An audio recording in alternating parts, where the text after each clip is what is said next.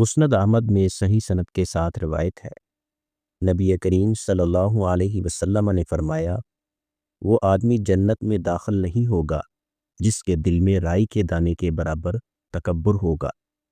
اس حدیث کا مفہوم یہ ہے، اچھا لباس، اچھا مقام، نعمتیں تکبر نہیں ہے، بلکہ تکبر حق بات کو ٹھکرانا ہے اور لوگوں کو حقیر سمجھنا ہے۔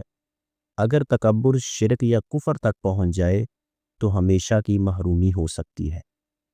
تکبر کیوں اتنا خطرناک ہے؟ یہ ابلیس کا پہلا گناہ تھا۔ تکبر انسان کو حق قبول کرنے سے روکتا ہے۔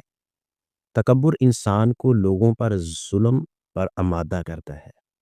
تکبر ایمان کی مٹھاس ختم کر دیتا ہے۔ اللہ تکبر کرنے والے کو پسند نہیں کرتا۔